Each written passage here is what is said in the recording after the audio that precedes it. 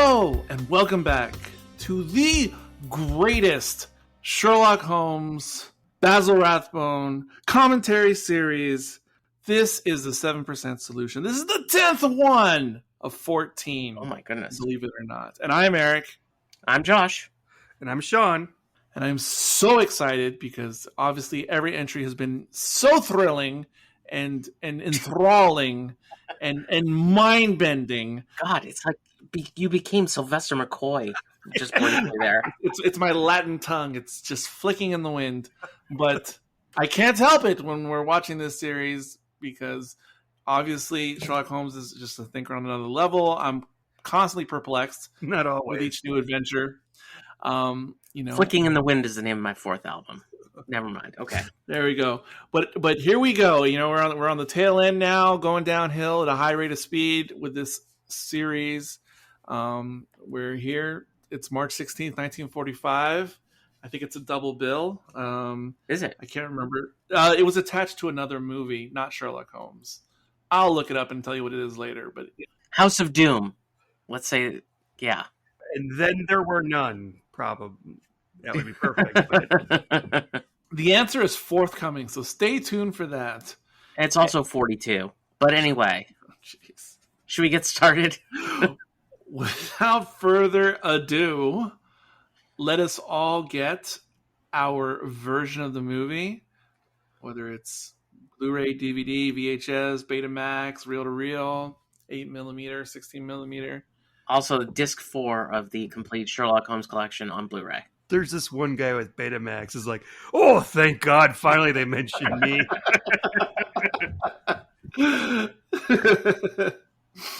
They did put all these movies out on Betamax, and they're very rare. So if you have one, congratulations. I used to have The Woman in Green on Betamax. Wow. It's a true story. Nice. Yeah. Nice. Betamax was for the rich people in the early 80s. We're getting ahead of ourselves, of course. Well, my grandma gave it to me, and it was recorded on SLP, so I may have recorded it. Oh, wow. That's weird. Wow. TV. Yeah. She probably bought it for like $3 at Woolworth. The young millennials and the Gen Zers, they're like, SLP? What did he just say? No, but it was probably $25 for that frickin' tape. I mean, come on, back in the day. Oh, I bet you it was more than that. Yeah. Josh. Before 1985, movie tapes, official ones, they regularly sold for like $85 or more. No, this was before that. This was taped off of TV. That's No. She gave it to me like she bought it. But I could tell it wasn't in the 80s. It was in the 90s. Like I remember the same year she gave me Legopolis on VHS, which looked much better. But this was just like, you could see it was only so much tape and it was recorded on SLP. So that it was really crappy. And I think that she bought it in the bin at Woolworth. And you know what? I think maybe it was VHS, not Betamax. I'm sorry. Because it was Betamax. That would have been really, really early. Well, it's interesting because Woman in Green actually, and we're going to do that next time. But yeah, okay, I'll shut the fuck up it's about that. No. Woman in Green is interesting because it is not copyright anymore. Like you can actually present it out there. Right. There's a series of movies that you can actually, you don't have to go to copyright for. It would be the same as in going through the Woolworth bin and finding Night of the Living Dead. The colorized version and the black and white version, a film which has now been released by the Criterion Collection and recognized as a masterpiece. There we go. All right. So let's do House of something. All right. And I'm going to push play in 3, 2, 1. Play. On the first puh. Oh, damn it. I had it on the third one. Sorry. That's all right. I'm 2 seconds behind like I normally am. All right, Universal. All right, I've been looking forward to this one because I mentioned something long time ago. I think when we were doing the Washington, D.C. one, that I like my mysteries like this, and like this. And Josh said, well, you'd like House of Fear. Mm-hmm. And I was like, no, don't say that because then I'll have expectations and they might be shattered. I don't know. And so I did come in here having expectations. Oh, boy. I was, and I don't mean to spoil it. I don't mean to tread on your thunder there, Josh, but Vera West does not do the gowns in this movie. which is one of the reasons why this movie should never even exist right now. Spoiler: there are practically no Ooh. gowns in this movie, unless you count Mrs. No, because it's like it's all men. Yeah, There's literally no female. One Oh, female one. in this movie. Yeah. One female. And she's homely. I thought you were going to say she was comely. Homely. I actually had a theory in the beginning about it. Here we have what it looks like a church, but it's actually... Yeah, but this is the same picture that they showed in Voice of Terror, by the way. Exactly the same. Yes. Oh. Stock footage. And I'm all up for this. I think this is great. Here we have some old men having dinner, something that I'd like to do myself, especially, if this was my place.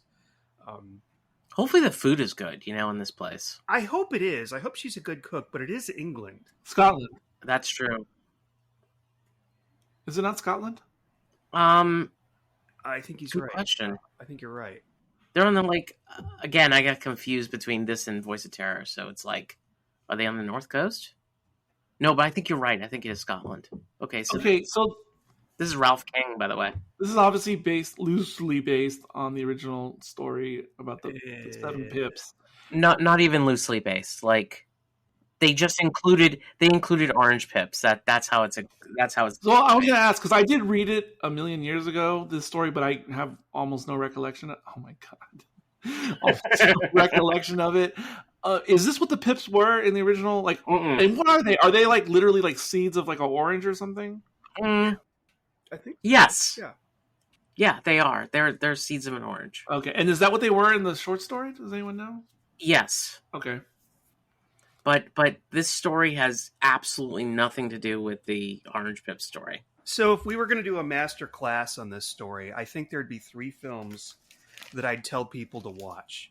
Because this film clearly, I think one of them it doesn't, but one of them is the Cat and the Canary, The Old Dark House, and lastly, And Then There Were None, which has so many glaring fucking similarities to this movie.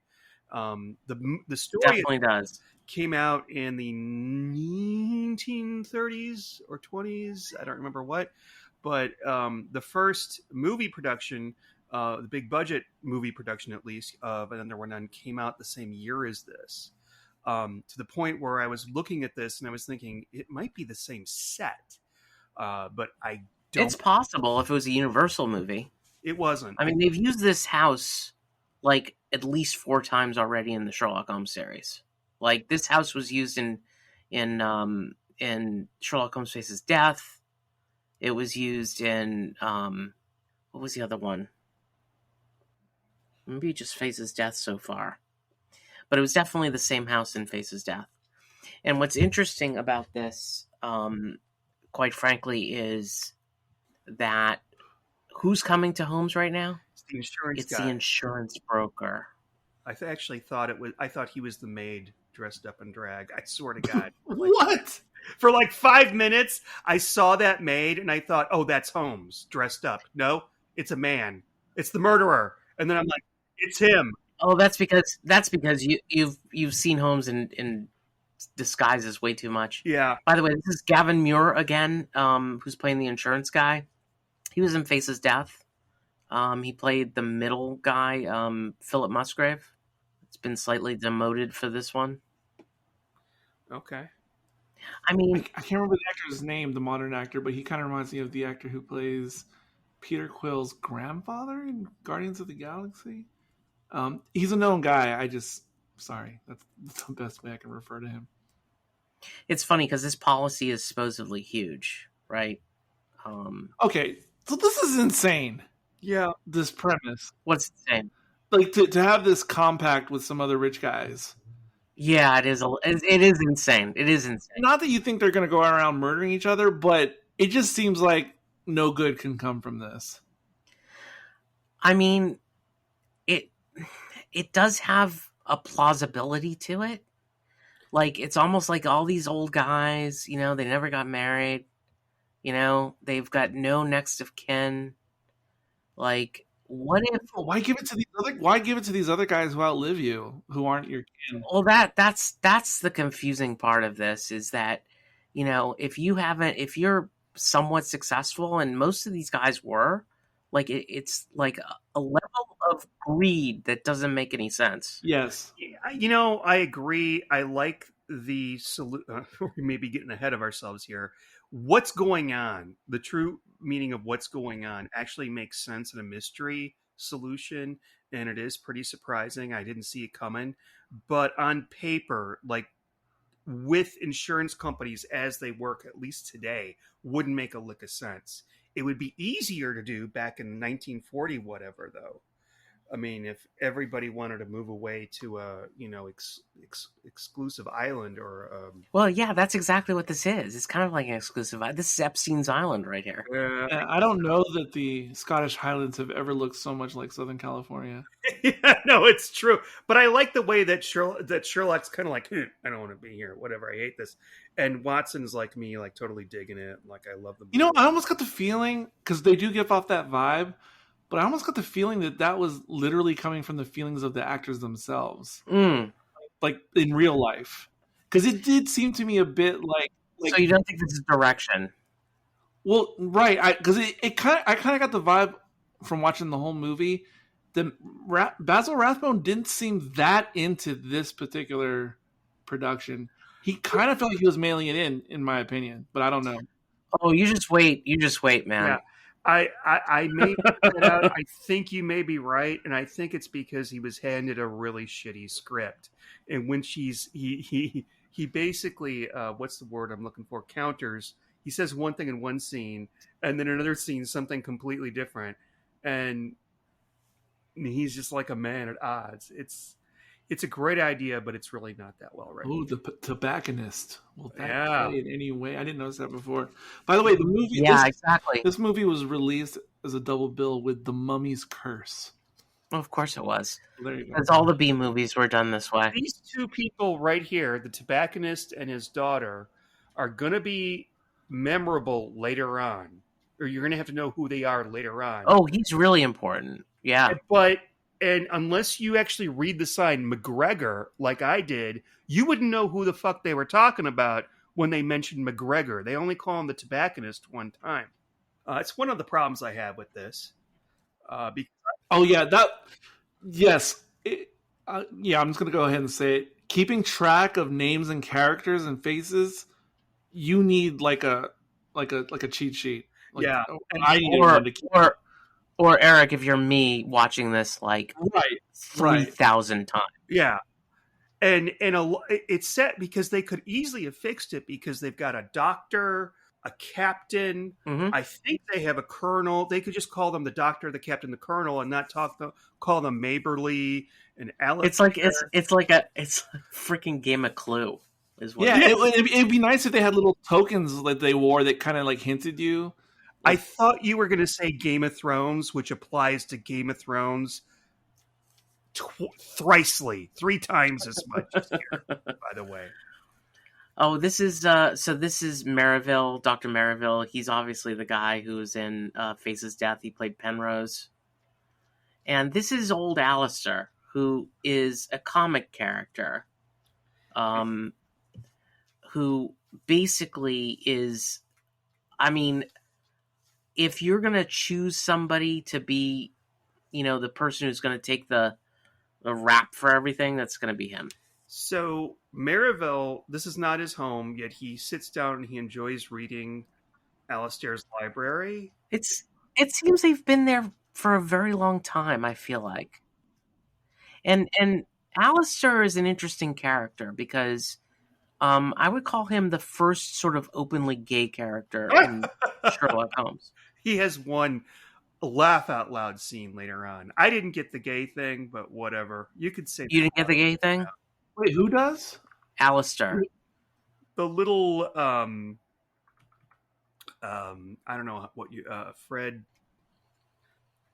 Merman. I don't have any nerve. He says I don't have any nerves, and then he sneezes. That's supposed to be Okay, funny. okay. Yeah, the Yeah. gays always do that. If I had, I didn't pick up on it, but I will put up. No. Okay, so this is McGregor. So this is the same guy who was all pissed off that he was talking to his daughter, and suddenly, for whatever reason, he is wasted, like immediately in this story, and it's only for exposition. So I did not know that when I saw the scene, and I did look down at 1 second, and I remember sort of watching the scene in the corner of my eye, and I thought for some reason he was one of the guys in the house.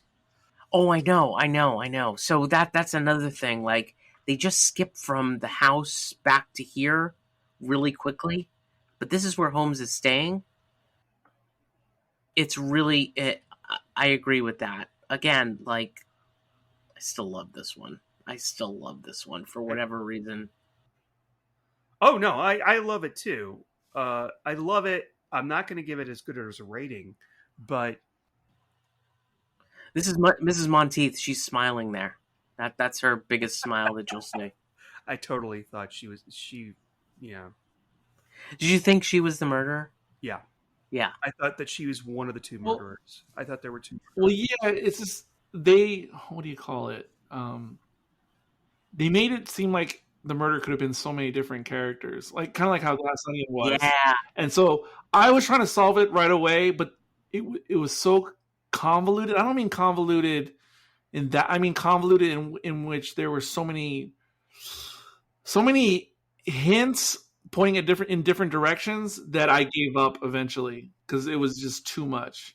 You know what? That's actually a sign of like good writing. Yeah, I have to agree. Depends, because Glass Onion was good writing. Oh, no. But this I felt like it was overcompensating because normally these movies have been, for the most part, they're really easy to solve usually. And I think they overcompensated in the opposite direction on this one because they didn't want it to be simple. But I think they just stacked on the complexity. I don't know if it was good writing as much as just adding more moving parts. I agree with Eric. I think there's a lot of moving parts here, and I agree that at some point I was like, I don't know. Yes. But wait a minute. Wait, no. Like that was the idea. Sir, I said earlier it was not well written. It is not. There's about fucking 20 minutes in this thing that should be shaved off because it's so stupid.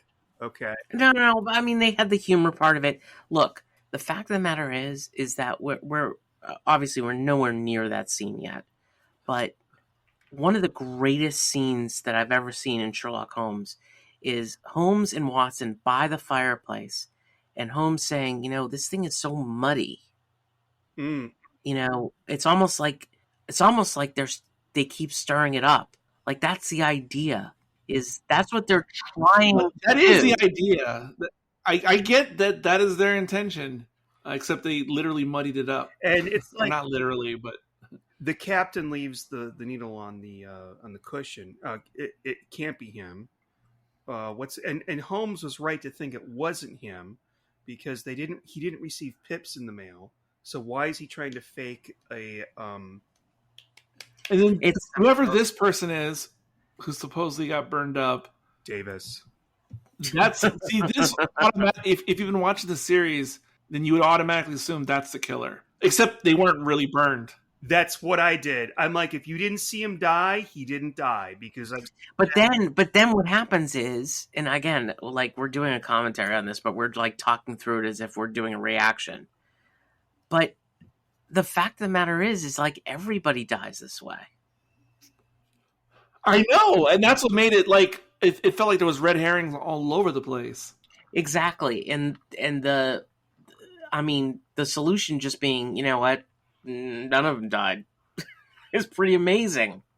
And again, there was something. Look, a part of me always is going to be 13 years old when I'm watching these. Oh, absolutely. Oh man, there was something that me and Sean watched for another podcast that was mystery oriented. Maybe it was Columbo. I don't know. But I remember I was upset because whatever it was we watched, like so many different characters could have legitimately been the killer in the piece. It just happened to be the one who they reveal at the end. But they could have totally kept 85% of the movie the same, and they could have just shot a different ending, and they could have just chosen anyone to be the. You know what I mean? Yeah, I know. I mean, there was a movie called Clue in the 80s that did exactly that. I know. But there was something we watched more recently that did that, and it made me angry because I don't like that. I don't like when the killer could have potentially been anyone based on the information in the movie. I don't like that. I think you were talking about The Last of Sheila, which is a long time ago. I like that movie. But wait, don't. Okay, so if you're going to make a fun mystery, okay, this is completely unrealistic. But this is what I do. I'm sorry, I'm going to play this card with the murder mystery parties that I write. Everybody, By the way, sponsorship of the show. Everybody has a motive. It doesn't matter how stupid your motive is or whatever. You know, they all went to this dinner party and then the victim showed up. His car got broken down. Click the link in the description. There ain't no link. I'm not even saying what the company is. You have to make just everybody suspicious, but only one of them did it. And somebody complained one time, well, why are you going to have all this other stuff about it from the other characters if this person... I'm like, okay, well, if I had a murder party and it was nothing but clues that were pointing towards the murderer and nothing pointed towards anybody else, how boring would that be? Right, yes. That's what makes a good, fun murder mystery. And sometimes it's completely unrealistic. If you look at Murder on the Orient Express, it's, you know, on the face of it, it's completely unrealistic. But like this one, by the end, oh, okay, it makes sense now. Well, here's the thing. Like, I watched this for the first time thinking exactly like I needed to figure out who the murderer was. Mm-hmm. Right, that's what I did. You know, and that's the. I think that's great. That's exactly because it could be, and then there were none. Mm-hmm. It could have been set up as, and then there were none. I did do that, and like I said, I hung with it, and then like as I also said, I just had to give up at a certain point because I just couldn't keep a track of everything. Because there were too many. But that's the thing. Maybe you need to watch it like 3 or 4 times in order to get everything. You know, and maybe that's not a great movie that you have to watch 3 or 4 times to get everything. Well, sometimes it is, but I don't know about this particular case. There were so many clues that were great, though, like the body. And when I say great, not for Sherlock, but they led us off the path, like the torso with the tattooing on the torso. Yeah, the tattooing. I'm like, okay, so it can't be him. He's dead. They wouldn't show that. He's dead. So if it's not him, then why is the tobacco? There's a little foreshadowing here, by the way. Tobacco a clue? And that the little foreshadowing there on the tobacco jar is pretty cool. Seems like a lot of tobacco. Yeah, what was a lot back then? And it's like he just leaves it out there in the middle of the living room and nobody else uses it. And if you look at the iguana on the ceiling, almost on the ceiling. That's creepy. Yeah. I never noticed that. I don't know if that's like a iguana or one of those. Murder is a fine art. Murder in the cellar. Murder in the fog. Murder in a Rue Morgue. And then all the other books are 100 years old. I liked this. I'm sorry, you guys. I did. I thought it was great. Like, they really... Okay, hold on. Let me say some things that were positive. I did like... but this is the thing that has happened to me in this series. I get really intrigued at the beginning. And I liked that we were going back to the old manor thing. I liked that it seemed like a legit, pardon me, case or mystery. Another thing I pondered on as I was watching this in the early parts, I was thinking how far removed this seems from the World War II. Editions, like wildly different. That's what I was exactly going to say. Wildly different. And I really liked it. Up to this point or a certain point in the film, I liked it much more than those because it was my kind of mystery. And here, this is Monteith. Mrs. Monteith is happy. Oh my God, she did look like a man just then. She does. I swear. I'm like, okay, she's a man, baby. Yeah, no, it's like so. By the way, first trans actress in Sherlock Holmes movie history. You're gonna get us canceled. Are you joking around? No, No. I thought you were going to say it's somebody from somewhere else. I'm like, no, okay, that's really interesting. No. She hasn't been in any films. Although this guy, Captain Simpson, has been in a couple of films. He was in Secret Weapon. He played Jack Brady. He was in Pearl of Death. He played the guy who owned the place that created the busts.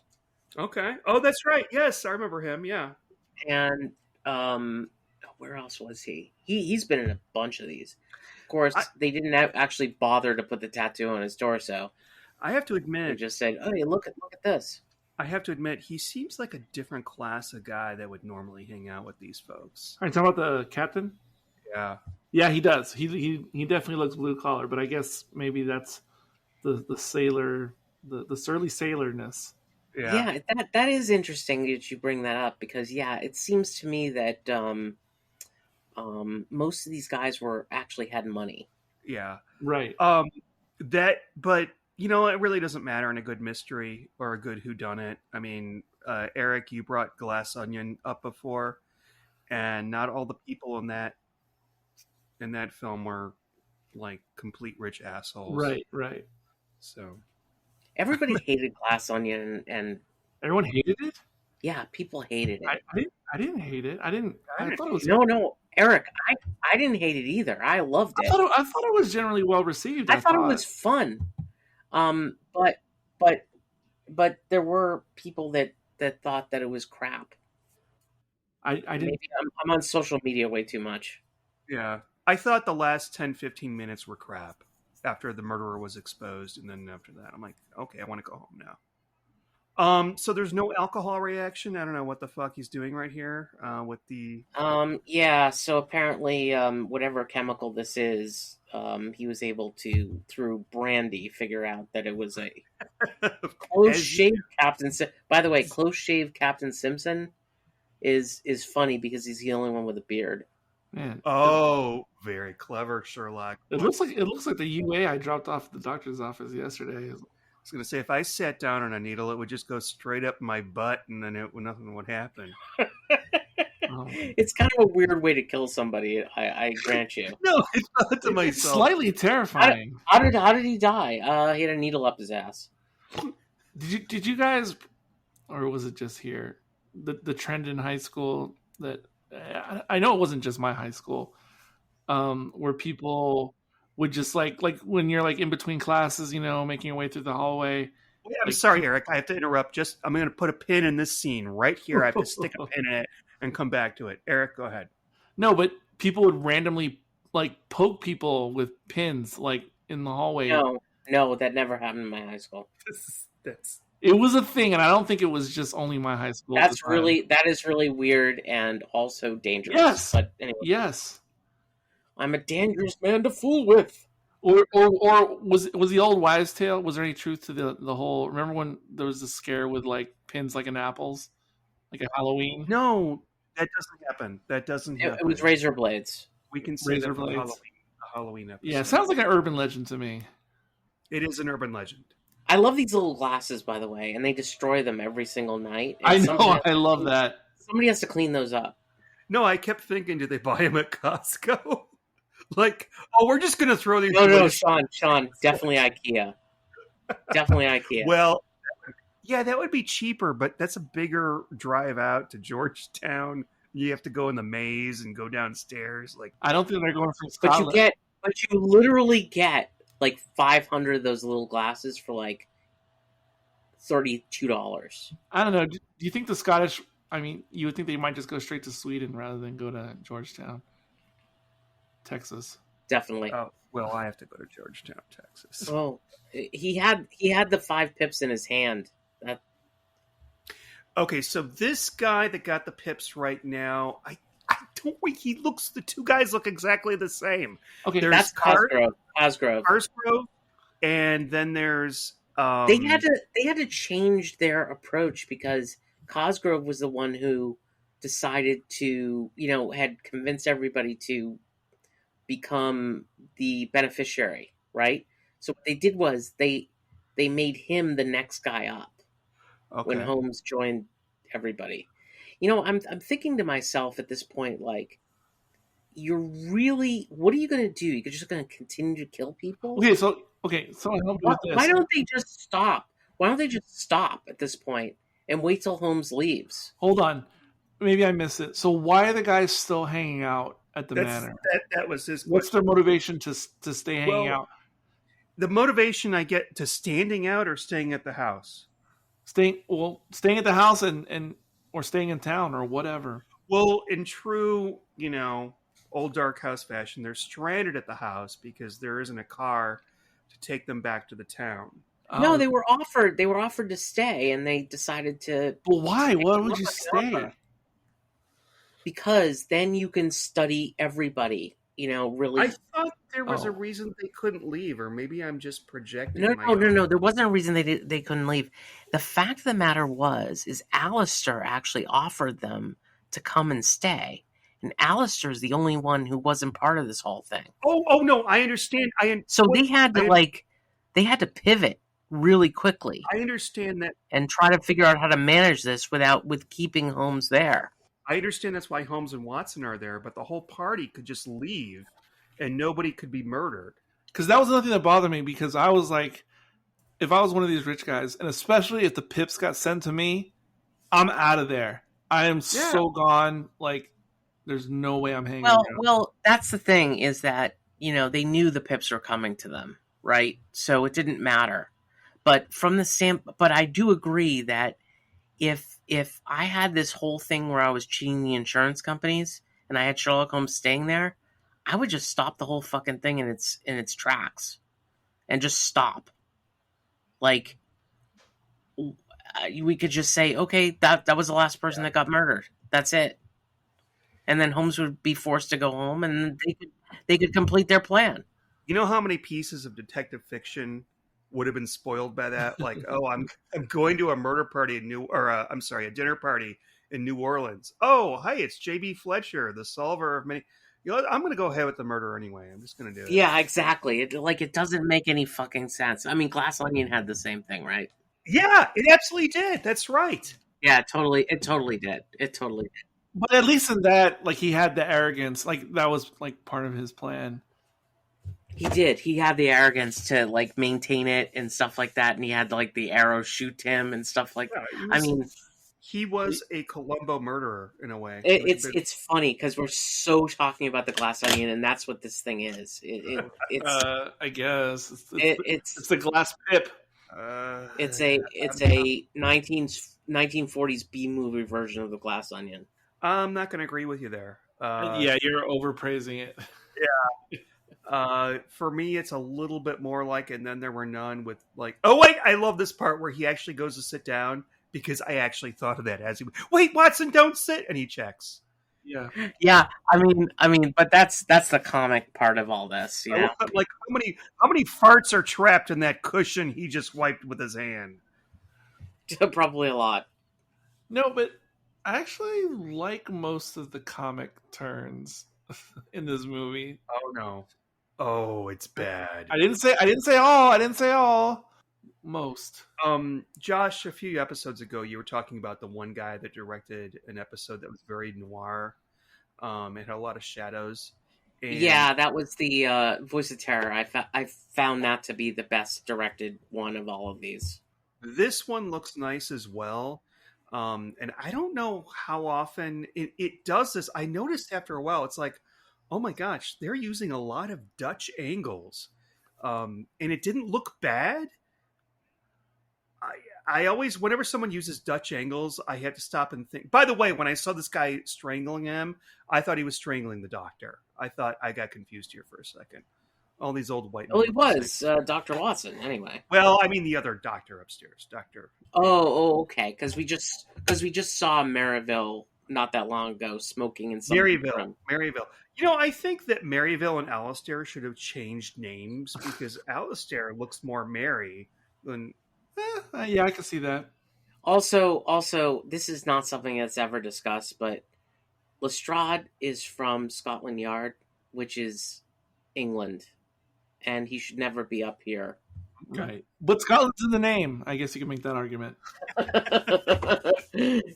Scotland Yard's going to take charge of something happening in Scotland. That doesn't happen. Well, it's good because Lestrade doesn't do much to help out with this situation. No, but I wonder if in real life, like if there was a notorious situation happening somewhere in the UK or Great Britain, could, like, I don't know how jurisdictions work over there. Like, could... Oh, this is, by the way, this is a great freaking scene, okay? I love when he says suffering cats. What is going on around here? I mean, it's so beautiful. It's how do I say this? It's delicious that he is so clueless and it's so pointed out. Sherlock says to Watson, I'm sorry we interrupted you, Eric. Sherlock says to Watson, No, you're fine. When Watson's worried about leaving what's his face Cargrove alone, and Sherlock says something like, "Don't worry, nothing will happen to him. The doctor's looking after him." Well, fuck that, I guess. Oh well, you fucked up. Sherlock fucked up. Sorry, children. Okay. And of course, Lestrade's like, "Well, I know who did it. It was this guy." Like, you don't know anything. You just walked in the door. Exactly. Read the treatment. Let us do some exposition for you. Because later on, somebody mentions orange pips, and he's like, "I want someone to explain to me what's going on here." Well, sir, number one, you have no authority. You're not showing any authority. Yeah, I mean, the fact that he said is like, then that guy must be a murderer. Yeah. It's just so silly. No, sir, you are below me. You are an idiot trying to figure this out. I know better than you. Which is fun because then I think maybe he's there just to make the audience feel smarter. No. Well, maybe. I think he's just there. He's there for comic relief, which is the reason why it doesn't work with him. It doesn't work because Watson is supposed to be there for comic relief. Oh, here it is, where he says, "Suffering cats." What's going on here? Well, if you heard "suffering cats" in my I thought that was funny. I mean, because I thought that was a great, hilarious moment in life. Do you happen to have any dynamite about the place? Yes, as a matter of fact, we do. To blow up some cumbersome rocks. So wait, is this day for night? Yeah, this is day for night. It is. It's day for night. It's like midday for night. I think it's like afternoon tea for night shooting. I do like the ascot love. I thought I was the only person who wore an ascot to bed. I'm starting to sort of turn on the whole gay thing. I think maybe Alice here is gay, as played by late actor Clive Swift from Keeping Up Appearances. Did they show Sean, I've watched this movie 3,000 times and I'm convinced he's gay. Okay. Did they show the part yet where he's sleeping and they barge in on him and he's like, "Oh, I had a glass of milk," and then he goes, "No, I had a very nice glass of milk." And then he goes to sleep. Not yet. That's funny. We gotta get there. He goes to sleep like the lady from the Clap On, Clap Up, Clap On. It's like, oh, he just asked Captain Simpson, "What do you know about this murder?" And it's like, oh, I have an answer to that. You know, it's like, how does Captain Simpson know there was a murder? I mean, what the hell? Yeah, and I still love this movie. I still love it. I don't know why. I still love it. I'm going to change my rating by the time we're done here. Yeah, I don't know how I didn't pick up on Alistair, because usually I'm sensitive to those types of things, and I was completely oblivious until you brought it up.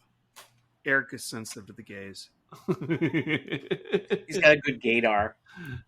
Well, it depends. It's conditional. But Lestrade, anybody can tie a bowline. Anybody can. Like, this is Holmes just proving that anybody can tie a bowline. Like, I can. Yeah, but you're a genius, Sherlock.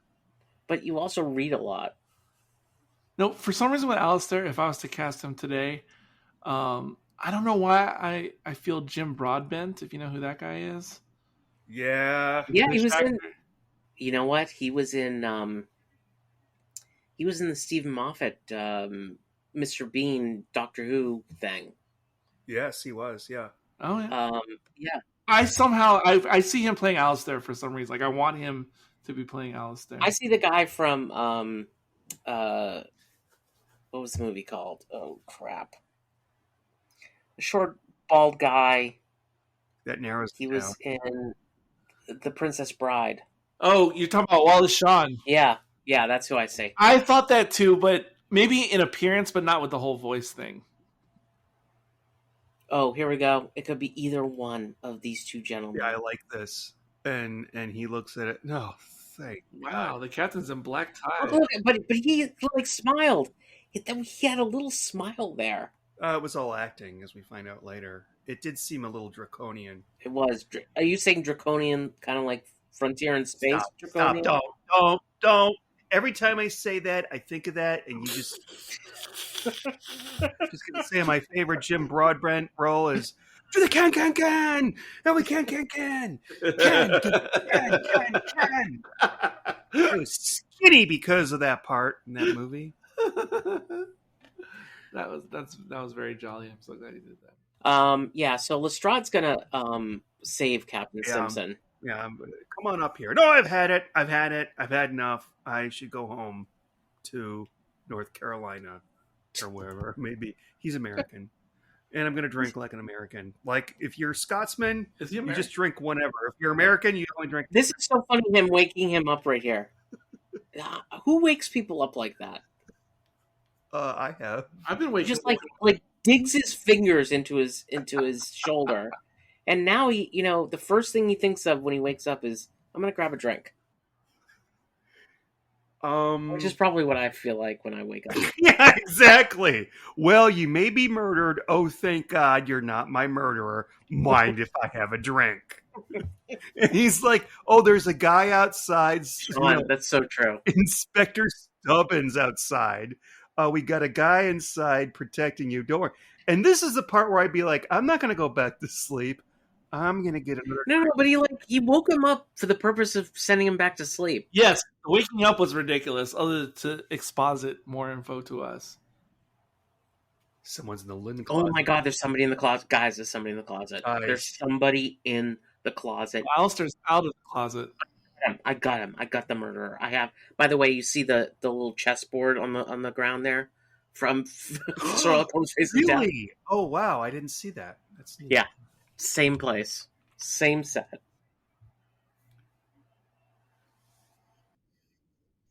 Oh, this is where we make fun of Lestrade's feet. Oh, Bigfoot. A particular variety of clay. It just drove me crazy how much they touched the bottoms of these shoes and like put them on their clean clothes. And I'm like, no, don't do it. It's going to be don't touch it. It's gross. It's got dog shit on it.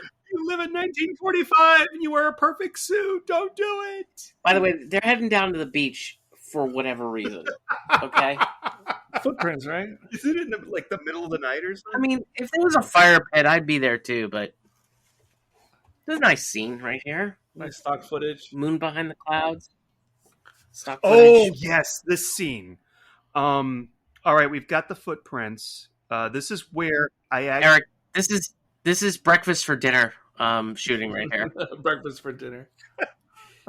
This is the moment where I thought it was Davis, the burned up guy that we never really see. We see him in the beginning, but whatever. And Mrs. Monteith, or whatever her name is. I love how you malaprop everything. It's Mrs. Monteith. Monteith? Yeah, Monteith. Like mountain teeth.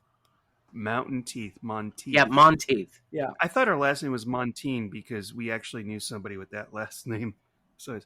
But there is a scene it's coming up in this very same scene, a sequence that I actually rewound. I'm like, holy shit, did that happen? Like, and I can't figure out how they think I know. Here we go. This is it. The rock. Somebody dropped a rock on them. That's a weird thing to do. First of all, it's like, I got this rock up here. Maybe I can drop the rock on them. There's that cut that's about half a second where we actually see the rock hit the ground. And it doesn't look fake. It doesn't look contrived. And I rewound it, and I couldn't find anything wrong with it. I know they didn't actually drop a rock on them. I think... Were you about to ask me about this? No, go right ahead. Oh. Because I thought you prompted me. But I think it's rear projection. I think the actors are standing next to the image that is projected on the wall. Or not on the wall, but if you know how rear projection works. It's great because they did it so quickly that you can't. Yeah, it was actually really well done. And another thing that's kind of cool about these old time mysteries is that at the top of the cliff, they see just sort of like it's a guy in a fedora, A guy with a hat. Yeah, A guy with a hat. He's gone. That's what he says. He's gone. Yeah, I'm almost positive it was rear projection. Because, yeah, it was convincing. Actually, this is where he figures out that he actually ran out himself. That nobody grabbed him or anything. Someone fair bashed my face? Yeah, somebody fair bashed my head in. What does fair mean?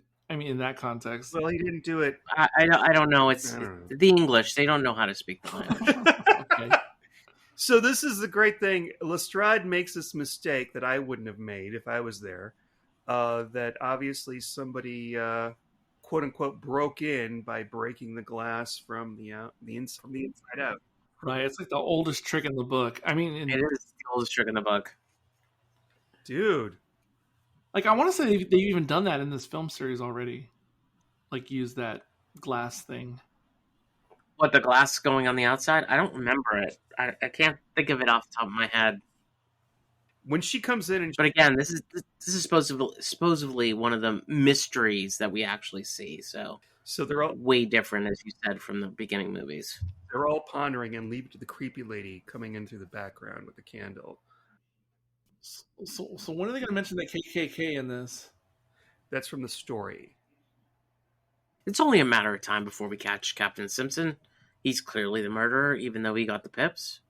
And I know they've used this house before, but God, that massive fireplace. It's really cool. It's a nice fireplace. It's really good. They do a lot in front of it, too. If this was a real place, you would think it'd be so warm in winter. You know, Eric, I think it looks a little bit like Dr. Doolittle's place with the desk off on that side and the fire. I don't know. Where's the horse ramp? No, fuck all that. Never mind. The pieces of the puzzle falling into place. And then Holmes asks, how was the body mutilated? Like, I'm all for... Seriously. Like, this is the key right here.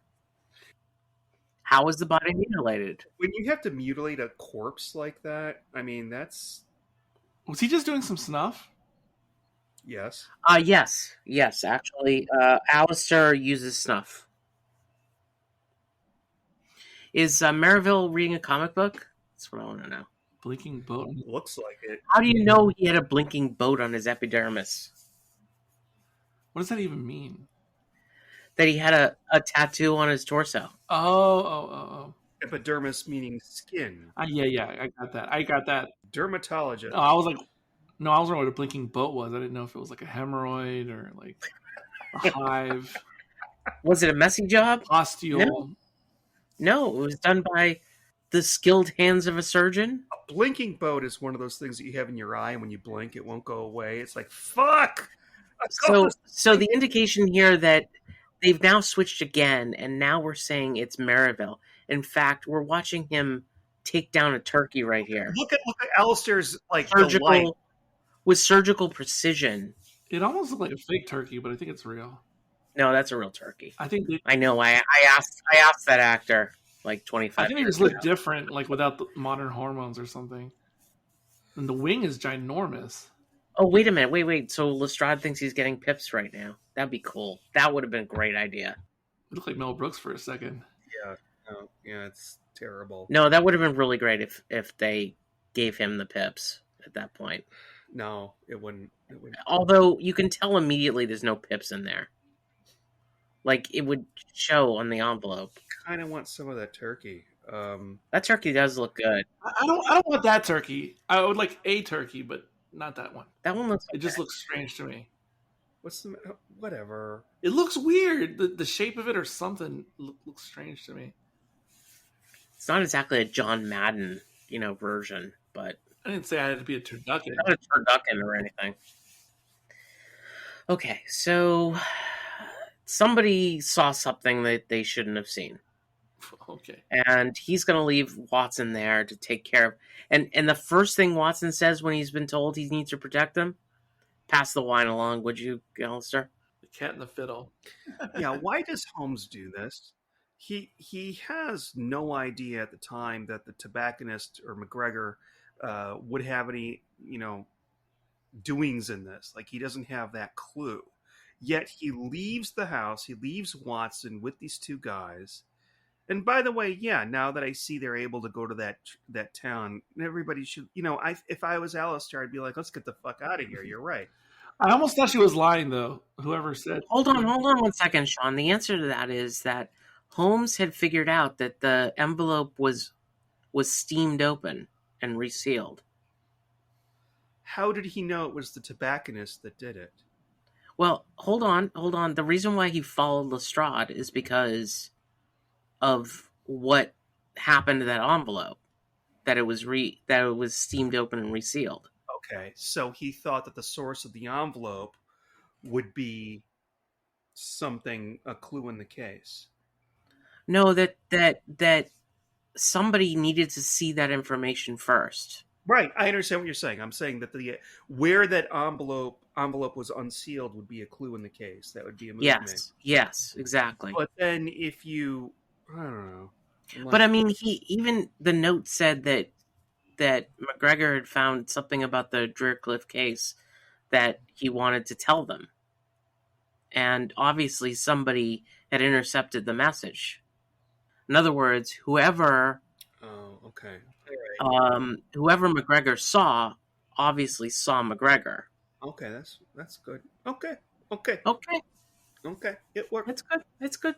Is this Florette Hillier? I have no idea, but we see so many young women in Sherlock Holmes that have not many lines. She has a nice face. She looks like that actress Zoe, the one in all the independent films. Deschanel? No. Deschanel? No. That was my first guess too. Oh, okay. So Watson's struggling with the rain and the wind. Oh, this. And thunder and lightning. By the way, he doesn't check the chair here. He just just sits down. And he's gonna read a book? It's too bad that the internet Zoe Kazan. Well, their internet service was terrible. So this is terrible. I hate this whole stupid sequence. Is this one of the sequences you said they should have been cut out? This is the whole well, here's the thing. Honestly, I thought this whole thing was to fill time. Like running time. Seriously. Kind of was, but I think it had a value in that what? He had to check both rooms here. Like, nobody's in their room. Okay, nobody's in their room, you guys. Remember when this is important. Okay, I'm fine with this part. Hold on. Remember when I said to put a pin in when Sherlock reveals the quote-unquote acid wine or whatever it is? That scene and this scene were both copied years later in the 1970s with Neil Simon's Murder by Death, where, we are in a room with people, we go back in, there's no people, and also acid wine, which... I wouldn't be surprised that Neil Simon probably sucked down these movies several times. Wow, that's you paint a picture with your words. I don't know what that means. No, it just sounded intense. Okay, all right. So the door closes behind him, clearly paranormal. And then somebody goes underneath the curtain, but it's the mayor from Blazing Saddles. The shoes. I mean, come on. It's so obvious. Why is he doing is that the fake gun in the coat routine? I know, but he has a real gun in his. So why did he do that? Yeah, that's what I was asking. So he doesn't want people to think he had a gun because I hate this. He just looks so fucking stupid. When I watch this, I feel that's the point. I feel like he's like Dan Quayle. Like Bush just wanted him around, so Bush didn't look stupid. That's why Sherlock has him around. Also, if you notice here, once his hair gets mussed, he looks like he's got the hairstyle of a skater boy from the 1990s. Oh, wow. That is true. True.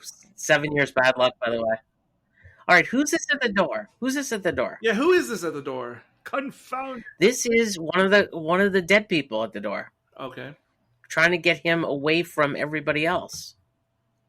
And where's Mrs. How do they know that he's close to everyone else? I think they were just trying to get his attention. I mean, I don't know. It is interesting. Okay, finally he takes the gun out. So see, and it's not just his coat. I was okay with him searching and seeing the empty rooms, even though it was eating up time. All right, here the door freaking closes on him. Okay, all right. Fair enough. Now the hate begins for this scene or this part. Oh God, this is all done just, and the rain doesn't even look real. The only way it would be worse if he came back inside and he sneezed. Shoo! Because the rain. Yeah, like he had a cold for like a month, like he did in the whatever that one was. Scarlet Claw. Like he would have a cold. This is embarrassing. Now, is this door open because somebody else exited? Like, yes, it's the guy behind the curtain? Yeah, exactly. There's a visible thing where and the rain is still pouring out through. Maybe we just see this because it's on Blu-ray, but come on, he fucked up. No, he could have closed the doors using the latch on the top. He could have covered the gape in the window pane or in the glass with the chair. Oh, and the cat. No. But Sean, this is supposed to be high tension scene. No, sir. Like the doors are closing, things are happening. There's all kinds of paranormal shit. Like ridiculous. Like there's a cat that almost got killed right there. This shooting blindly in the house. This guy needs multiple times in this series, he needs his gun taken away, his gun license, whatever. He totally needs his gun taken away. He almost killed that cat. That would have really pissed me off. Yeah, he's a poster child for gun control advocates here. I don't know. He got me completely surrounded. He's out of his mind. And Holmes left him there. Like, okay, yeah, take control of this, Watson. No, you know what? He left him. When are you going to learn, Holmes? When are you going to learn? It Sean, pisses me off, he tends to let him be in charge when he wants the criminals or the murderers to get away with a bunch of shit. Yeah, that is true. Okay. Oh, here we go. He's reading his comic book. Murder. What was he on? He's like, I was just fine reading my book. There we go with the Dutch angles, too. Well, again, like, he lies here, clearly lies. Oh, yeah. Because Watson was in the room, so the audience knows that he lied. And then we go to Alistair, right? And Alistair doesn't lie. Alistair says he went to get a nice glass of milk. And he falls asleep. No, he, like... Well, are they doing this to make us think that Alistair's in on this? It's almost like he's on drugs here. Right, but are they doing this to make us suspect him? I don't know. It's weird. Oh, did something happen? I'm so happy. I love that. Was there another murder? That these guys are like, there's gunshots downstairs, and they're just for a few minutes. Beeswax. I went down to the kitchen and had such a nice glass of milk. Oh. Milk? And Clap off! Lestrade just said, milk? Oh my gosh, I can't imagine a fireplace in my bedroom. It's so nuts. So extravagant. And then he says, it's all your hallucinations, Watson. The word you're searching for is hallucinations. Okay, all right, hallucinations. Okay. And then we have Mrs. Monteith with a cleaver, because she just holds one in her room on her bedside table. Do you know how hard it is to kill somebody with a cleaver? Have you ever thought of that and like written it down on paper?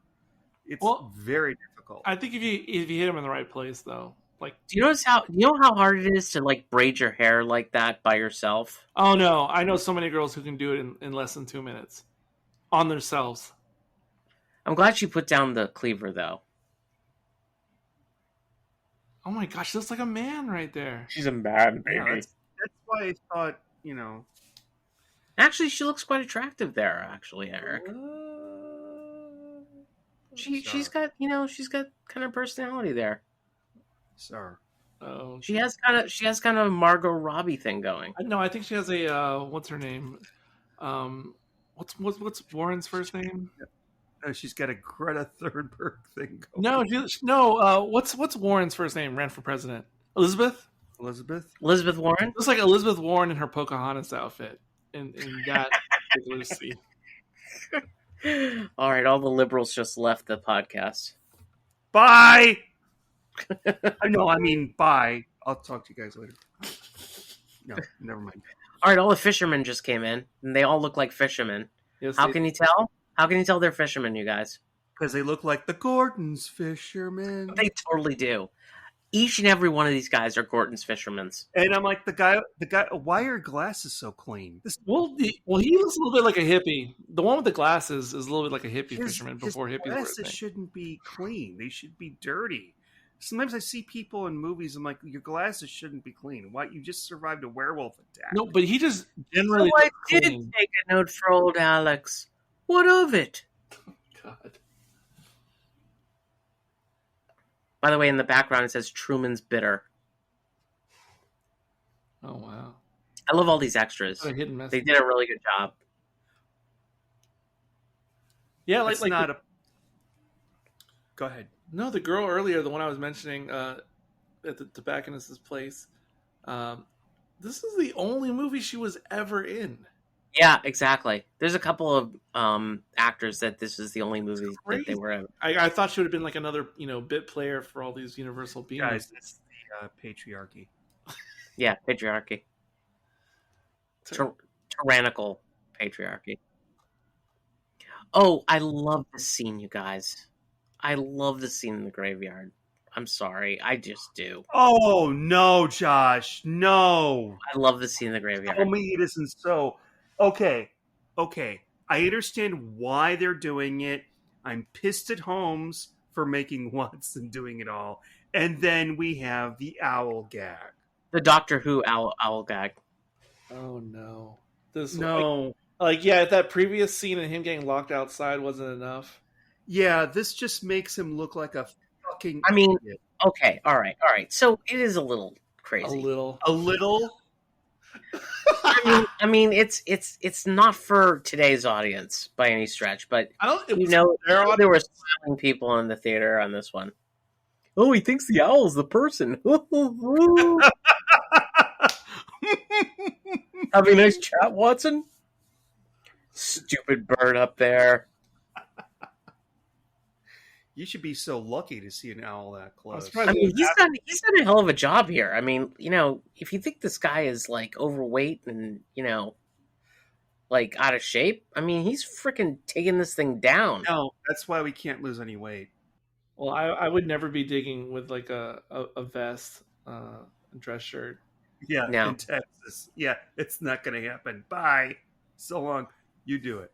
All right, so the mystery's coming into form right now. Essentially, is that they needed McGregor to die because then we can look for his body and find that his body isn't there, and then say there's got to be another murder happening. And I will Ooh. admit, yeah, he's like, "Fuck you, bird," when he leaves. Just leave the bird alone. You wall-eyed idiot!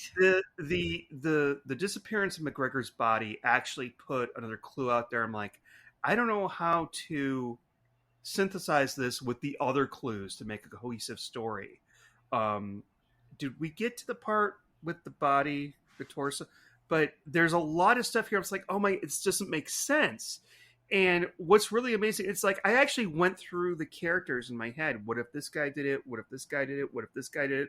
But this can't be it. But this can't be it. And what's so amazing is that if you actually apply the Sherlock Holmes motto, once you eliminate the impossible, once you eliminate what is possible and all you have is the impossible, that must be what's true, or something like that. Did he ever actually say that in a book? Yes. Eliminate the possible, and what might be improbable would be the truth. Something like that. Very good. And that's exactly what happens in this. Well, here's the thing, okay? Holmes here says, I'm afraid we're too late, but Holmes at this point kind of knows that they're using these dead bodies to mutilate them so that they appear to be dead. And the other thing is, like, if you go to... If you're thinking with the brain in your head, like, why would Alistair kill them all? Like, it makes no sense. Like, it's too obvious. But then again, Watson finds the tobacco jar and there's nothing in it, which is really interesting because if you're actually doing this right and you're Captain Simpson, you have another tobacco jar down in the wherever they are. Oh, that's right. And by the way, I didn't think it was Alistair at all. I just thought he was some milquetoast guy. And the minute they arrest somebody, that's not the right person. But then maybe it is the right person. But I didn't go with that with this. Once you eliminate the impossible, whatever remains, no matter how improbable, must be the truth. Must be the truth. Yep. Which, if you try to Google it, it gets more attributed to Spock nowadays. But yeah. Really? Yeah, but because Spock did say it, I forget where, but it is attributable to Sherlock and Conan Doyle. Yeah. Yes. He pulled out his pipe, was just about to fill it. Actually, Watson figured this thing out. You're right. Yeah, you did. I must tell him. After all the bullshit and the stupid owl. I still couldn't figure out what was important about it. Like, I was still sitting here figuring out, wait, there's a secret passage. McGregor isn't dead. They're doing this at the same time. That's why you got confused. They're doing it at the same time. Before Watson said his thing, he said that there are several feet outside of that window that don't exist inside the house. By the way, they're going into a burning fireplace right now. And that's another thing that's been done to death. And did it come from the original Sherlock text? The whole thing about counting and secret, dimensions, not because you remember City of Death did it. Yep. But there's numerous examples throughout fiction where someone cases a place and determines that there must be a hidden area. Did that come from a Holmes story originally? Well, the Musgrave Ritual had pieces of this, but not in the original house. There was a secret basement in the Musgrave Ritual. I'm sorry. I love the fact that Alistair tries to hold on to the railing because he's got his handcuffs. He's also following them. What are you doing here? Yeah, it's like totally. I didn't want to be alone.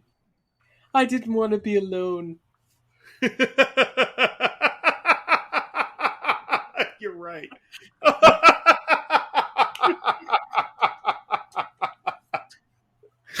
It's like, oh, okay, come on down. Yeah, we think you're you're the murderer, but you can invest the crimes. Here we go. Here's the reveal. Here is the reveal where it's like, okay, yeah, I could live with that. You know what? I've actually said, strike me up a gum tree. I mean, I think that's a good way of being surprised. I think it sounds delicious, but strike me up a gum tree. Look at this. They're all there in their little hats. That's what they wanted us to think. Watson! In the face, Alistair kind of looks like Tim Curry. Yeah. How dreadful. So when I'm looking at them, I'm trying to figure out the actor, the second one to die, quote unquote, is the one on the far right. I think the big tall one, Bigfoot, so to speak, is the barrister that they kill, the first one. Yeah, Davis. And I could have sworn that somebody said, I think it was Watson, said that Simpson was chasing out after him on the morgue, but I guess that didn't happen. Okay, so the other thing is, they were ready to go, but nobody's paid them on Maryville yet. Nobody's paid them on, Captain Simpson yet. I mean, that stuff takes time. Yeah, they're ready to go. You're right. Everybody's got their little hat on. Look at all their different little hats. Yeah, everybody died in one night, and there's no way they can be delivered the insurance proceeds if they keep their same address. You know what, Sean? That would have been a better idea if they had killed them all in one night. No, it wouldn't. Oh, wait. Yeah. Then you leave one person left, and you leave freaking Maryville left. Maryville takes all the money, gives it to the other people. By the way, he reacted to that gunshot as if it was nothing, as if it was Yeah. like a. That's just one of the most insane tropes from the old days of shooting a gun out of someone's. It's so preposterous. God, that big guy is really big. Like he's He is. They made a big deal out of it with his shoes. Like his shoes were really big. like they. It looks like they gave him like clothes that didn't fit him very well. Much like my clothes now when I'm growing older and all my clothes shrink mysteriously. McGregor didn't believe in ghosts. Terrible, terrible hems on his. You know what I love too about these types of mysteries when I watch these movies and shows. Just you can't commit a crime without wearing a tie. And I do wonder sometimes if in the 1940s, like if you went to the grocery store, did you wear a tie? Yeah, they did. They were. Hell yeah! Hell Do yeah! you think so? Hell yeah! They went to baseball games in ties. Hell yeah! Absolutely. It's like they used to basically make women wear pantyhose in offices. My mom had to wear pantyhose in the 80s. That was a dress requirement. By the way, the classic thing is like Lestrade got credit for the whole thing. That is so beautiful. That is so delicious. I said delicious twice in this podcast. I'm sorry. Here we see Watson explain to the insurance guy how the whole thing was done. And actually, he was just like me. Like I could explain it all except the tattoo. Yeah. This is Oh, my! It's elementary. I'll explain all that. Yeah. Now, Dr. Watson, can you explain the tattooing on the torso? Tattooing on the torso?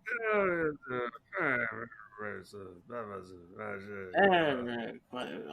believe that explains like QAnon. That's how it was there. I believe that explains the whole thing. Did you say QAnon? Yeah, QAnon. Hillary. It was Hillary. It was Hillary Clinton. Yeah. Why are you talking like Joe Biden? Pizzagate. I wasn't. I was just talking like an old man. Go on, Watson. Tell him. In other words, Watson, you had no idea what was going on. You were just shooting your gun around. Sorry, Holmes. Yeah, Baker Street looks a little bit different in this movie as compared to previous. Mm-hmm. I saw that they brought back the bullet holes in the wall, but they're in a different place. They lost a portrait. Oh yeah. The set is different. Yeah. Oh, by the way, the insurance company just came up with a check. And Holmes says, why don't we give Alistair the check, who doesn't need the check? It's not like he's destitute. He's got that big house up in I know. Holmes, you take the check. You live in a one-bedroom apartment. I mean, come on. I think that's the first time, it might be the only time that in this film series that Sherlock says Watson's entire name. You're right. But the other thing is, like I'm thinking about this, like the whole thing about money. And in the original books, in the original short stories, there was one story in which Holmes made a shit ton of money. And it was called, what was it called? The Priory, something about a priory. In other words, it was a school child that was kidnapped, and that school child was the son of a very rich man, and he hired Holmes. Actually, it was a school. It was a school that hired Holmes, and he got an incredibly large check. When I say incredibly large check, it was something like £12,000, which in 1890 was the equivalent to like $5 million today, or something like that. I just don't feel that it's realistic for him to do all these. To solve all these crimes out of altruism, and I think it's not realistic. I mean, dude, you've got to. He never did it for the money, according to the books. Like, it was just his sense of boredom. The reason why he needed a roommate in the first place is that he either accepted a fee or he just waived the fee. Or he had gay urges. No, I'm just kidding. I'm just kidding. I don't think that Sherlock Holmes was gay at all. I don't care what fucking queer, retrospective of Sherlock Holmes you read or look at. Sherlock Holmes was not gay. The story was called The Priory School. Yeah. The story was called The Priory School. And basically he made a shit ton of money off of that. And accepted the check with no issue. But after that, he literally didn't have to take a check ever. And for his work. I coming to think of it, in 2023 we see a flat that big and we think it must be worth like $2,000 a month. To them it was probably just a shitty flat. Yeah, it was. Like I don't know what was good in London at that time. I have no fucking idea. It was, but Holmes never cared really much about money. Money was never a care for him. He needed work, and if he didn't have work, he was doing drugs. Just unusual situation. I was just gonna say that's interesting how that would convert to a modern time.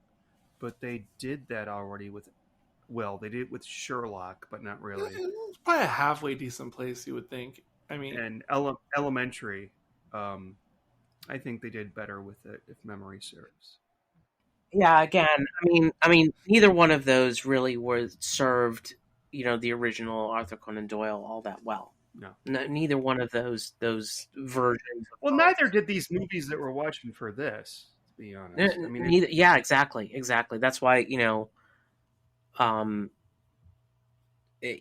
not taking the check from the insurance company was all just because we wanted to have a little fun with Watson. Right.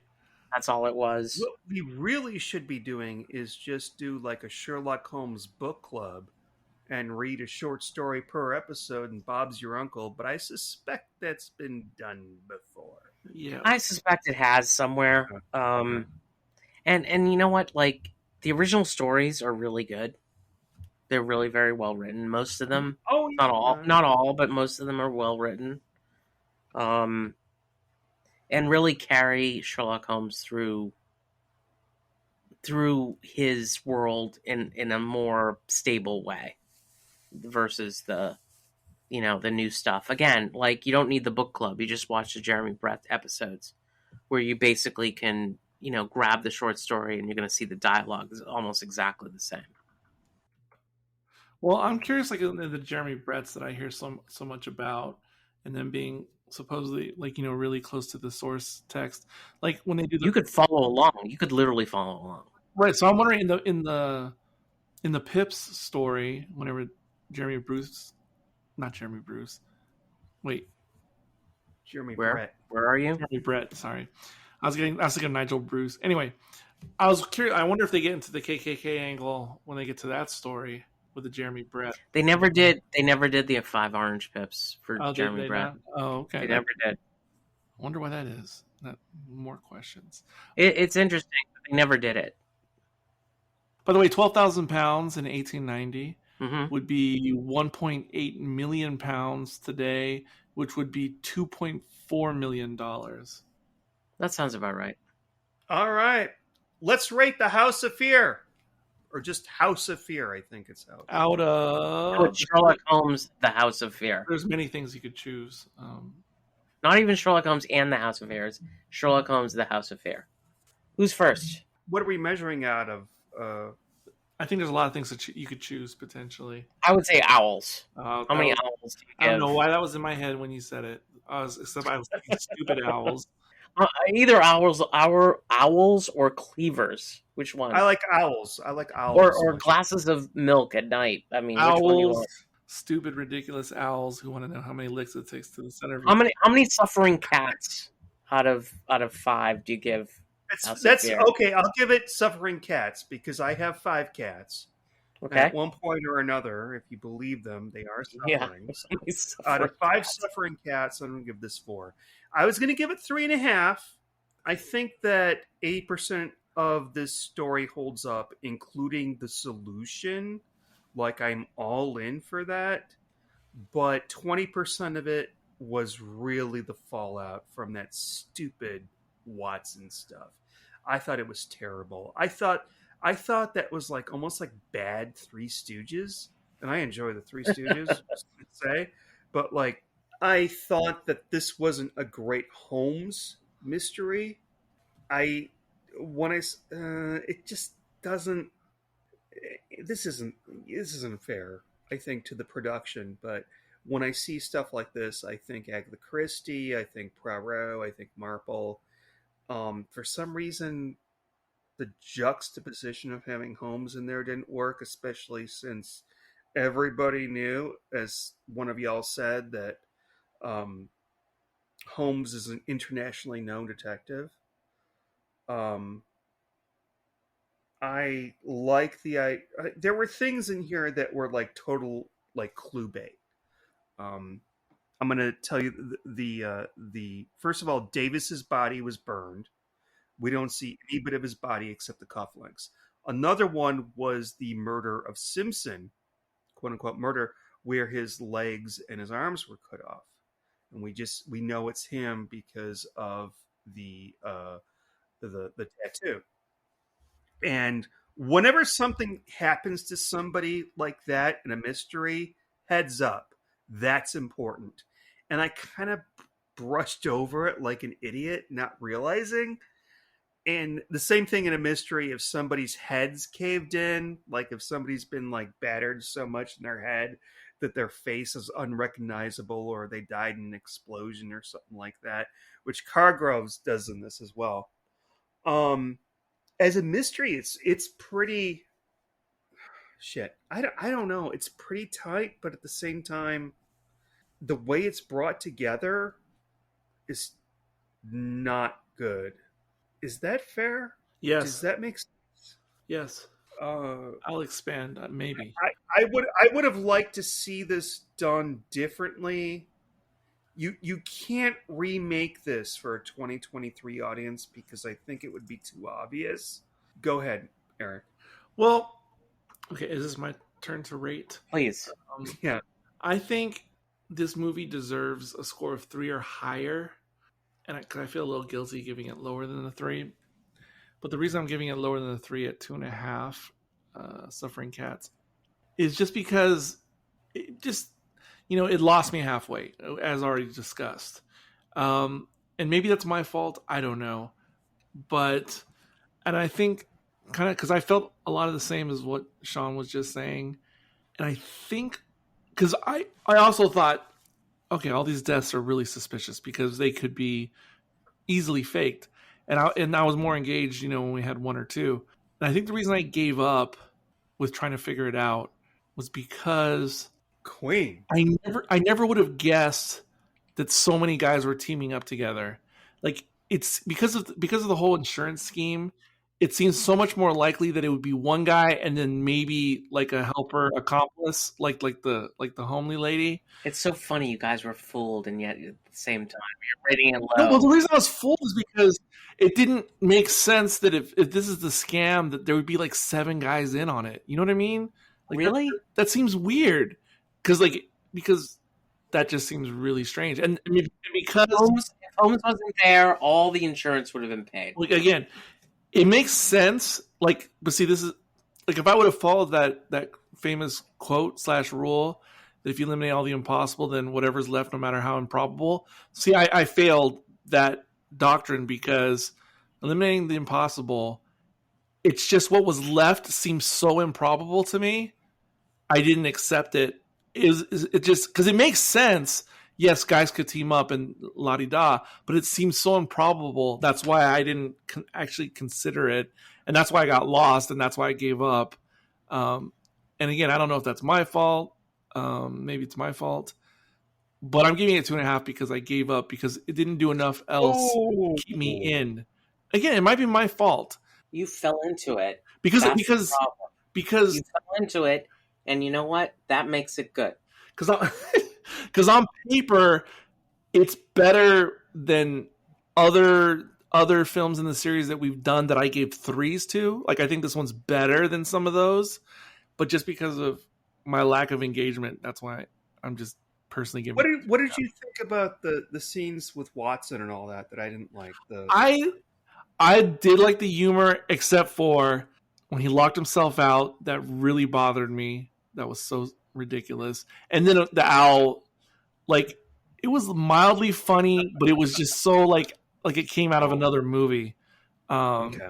Like yeah, it felt like a spoof moment happened with that whole owl scene. It came out of a live action kids special on Saturday morning cartoons. I mean, look, I love Who's on First as much as the next guy, and so it was mildly funny that way, but it was still so stupid. All right, you ready for me? And that, like, It didn't ruin the Oh, yeah. movie, like those goofy parts. yeah, but you still gave it 2. What is it? 2 star, 2.5 stars. 2.5, just because of lack of engagement. Didn't ruin the movie, but I still gave it 2.5 stars. It wasn't because of the owl and the being locked out. That's not why I'm giving it 2.5.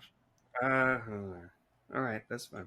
So this one was literally, it might be the last mystery in the series, like truly last mystery. Great, here we go with all the spoilers. Yeah, don't again. Gosh, you're But there's not many mysteries in the series at all. This one was purely a detective story. Oh, I'm looking forward. And when I first watched it, I assumed it was Alistair. Now, how I rate these types of movies is against each other and not against movies overall. Okay. Oh no, I wouldn't do that. So what I'm saying is that for Sherlock Holmes, this is the pinnacle.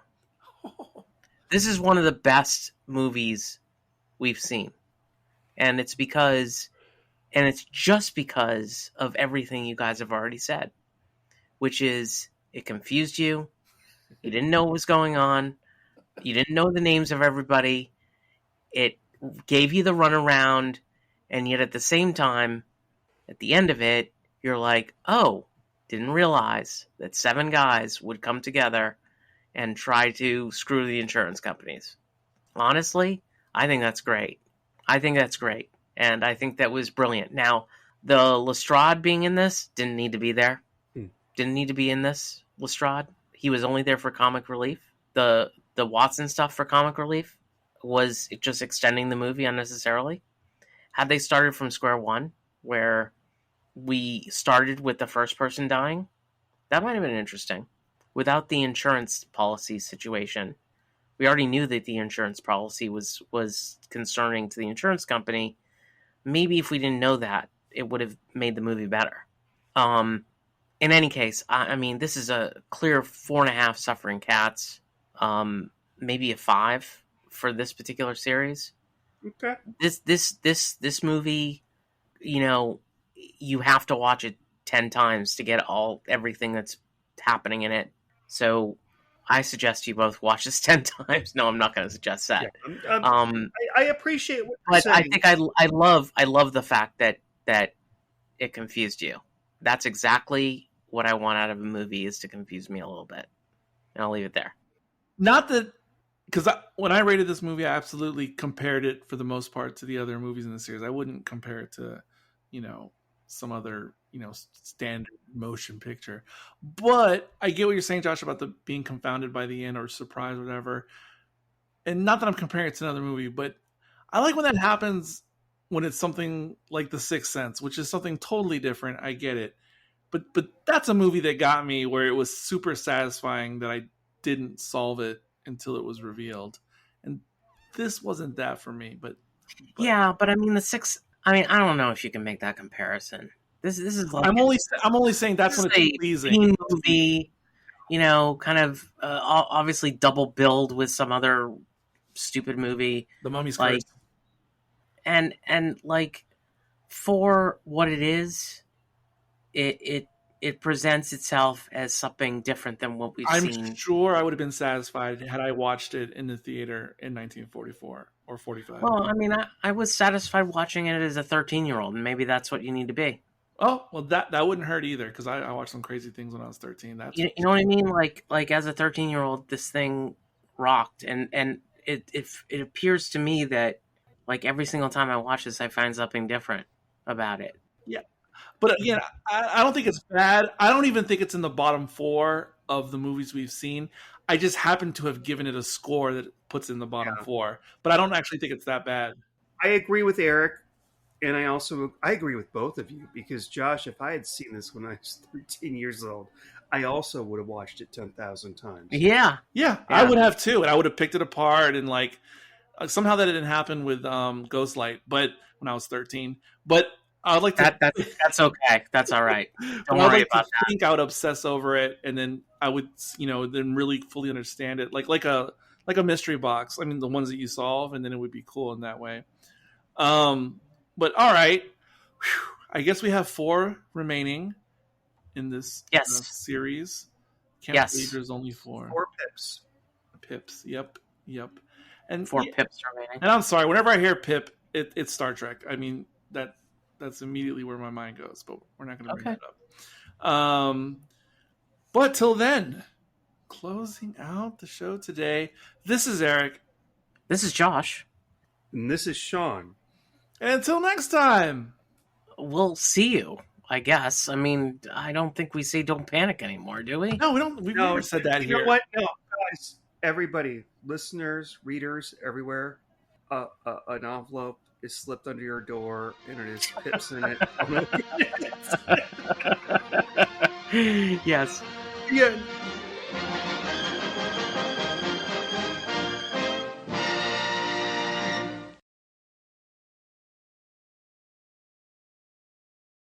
If an envelope with orange pips gets slipped under your door, don't panic. Yeah. I love it. I love it. Just plant them in Sean's garden.